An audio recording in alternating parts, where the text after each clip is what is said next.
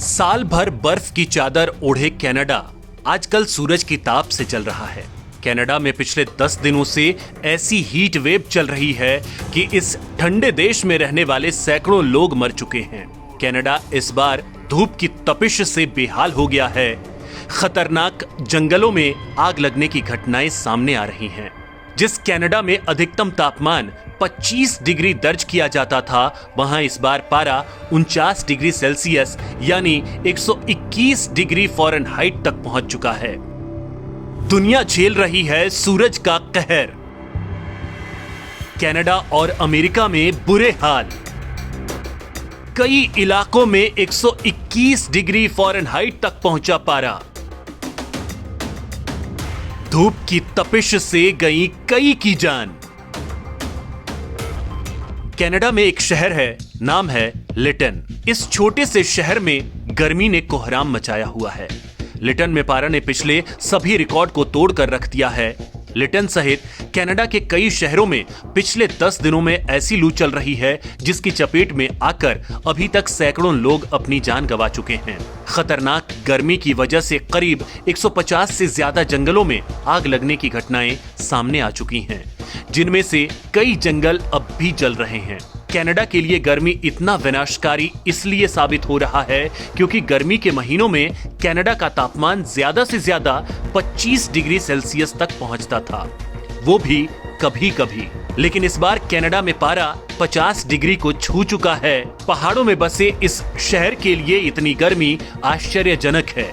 इन इलाकों में घरों में गर्मी बनाए रखने के लिए इलेक्ट्रॉनिक सामान लगाए जाते हैं, घरों में हीटर जलाए जाते हैं और इन जगहों पर एयर कंडीशन नहीं मिलता है। लेकिन इस बार की स्थिति अलग है और ग्लोबल वार्मिंग क्या चीज है उसका पता कनाडा और अमेरिका जैसे देशों को चल रहा है। जो लोग ग्लोबल वार्मिंग को मजाक समझते हैं वो अभी कनाडा की स्थिति जाकर देख सकते हैं। स्थिति ये है कि लिटन शहर के लोगों ने घरों को छोड़ दिया है और किसी ठंडे स्थान पर जाना शुरू कर दिया है। वैज्ञानिकों ने बदले जलवायु परिवर्तन को लेकर दुनिया भर के देशों के सरकारों को आगाह किया है। वैज्ञानिक दे रहे चेतावनी।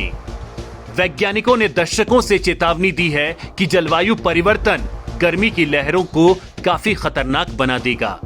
अगर हालत जल्द नहीं बदले तो उस गर्मी में रहना लोगों के लिए संभव नहीं होगा, जिसे कनाडा में साफ तौर पर देखा जा सकता है। नॉर्थ पोल के कई हिस्से अब इंसानों के रहने लायक नहीं बचे हैं।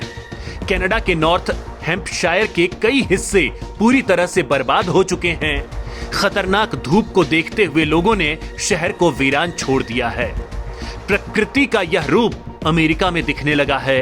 अमेरिका के उत्तर पश्चिम में सड़कों के किनारे सालों से मौजूद बर्फ पिघलने शुरू हो गए हैं। न्यूयॉर्क शहर के निवासियों को बिजली की समस्या से बचने के लिए पावर ग्रिड या फिर वॉशर या ड्रायर इस्तेमाल नहीं करने को कहा गया है। गर्मी ने अमेरिकी घरों की बत्ती गुल कर दी है। बिजली कटौती ने लोगों को पसीना पसीना कर दिया है। यही हाल रूस का भी है। रूस की राजधानी मॉस्को में 23 जून को उच्चतम तापमान 34.8 डिग्री दर्ज किया गया, जिसने रूसी मौसम वैज्ञानिक समेत यूरेशिया के तमाम वैज्ञानिकों को हैरत में डाल दिया। दुनिया का सबसे ठंडे इलाका साइबेरिया, जहां हड्डी गलाने वाली ठंड पड़ती है, यहां भी इस बार गर्मी लोगों को जलाकर मार रही है। साइबेरियाई किसान अपनी फसलों को चल रही गर्मी की लहर में मरने से बचाने के लिए हाथ पांव मार रहे हैं। आर्कटिक सर्कल में भी तापमान बढ़ गया है। विश्व मौसम विज्ञान संगठन ने आर्कटिक सर्कल के उत्तर में अब तक का सबसे ज्यादा तापमान रिकॉर्ड किया है। साइबेरिया के वेरखोयांस्क में एक मौसम स्टेशन ने 20 जून को 38 डिग्री तापमान दर्ज किया था और साइबेरिया में इतना टेम्परेचर कभी नहीं गया था। भारत में भी गर्मी से बुरे हाल। हमारा देश भी दुनिया भर में बदल रहे जलवायु परिवर्तन से अछूता नहीं है। भारत में गर्मी ने लोगों का जीना मुहाल कर रखा है। हालांकि भारत में सालों से भीषण गर्मी पड़ती रही है और भारत देश के लिए 40 डिग्री सेल्सियस की गर्मी कोई नई बात नहीं है। राजस्थान के कई इलाकों में पारा 50 डिग्री को भी पार कर चुका है और इस बार भी भारत के करोड़ों लोग गर्मी से परेशान हैं। भारतीय मौसम विभाग ने बुधवार को राजधानी नई दिल्ली और इसके आसपास के शहरों को अत्यधिक गंभीर गर्मी की चेतावनी जारी की है। मौसम विभाग ने कहा है कि भारत में सामान्य तापमान से 7 डिग्री सेल्सियस तक ज्यादा तापमान बढ़ सकता है। यही हाल कमोवेश मध्य पूर्व देश इराक का भी है। इराक में भीषण गर्मी पड़ने के चलते छुट्टी घोषित कर दी गई है। इराक के कई हिस्सों में तापमान 50 डिग्री सेल्सियस को पार कर गया है और बिजली व्यवस्था इराक में पहले से ही बदहाल रही है। विशेषज्ञों का मानना है कि उत्तरी गोलार्ध में गर्मी अभी और ज्यादा बढ़ने वाली है। वैज्ञानिकों ने खींच निकालते हुए कहा कि अब हर साल ऐसा ही होगा। पिछले 100 सालों में इंसानों ने प्रकृति का जितना नुकसान किया है, अब प्रकृति ने इंसानों से उसका बदला लेना शुरू कर दिया।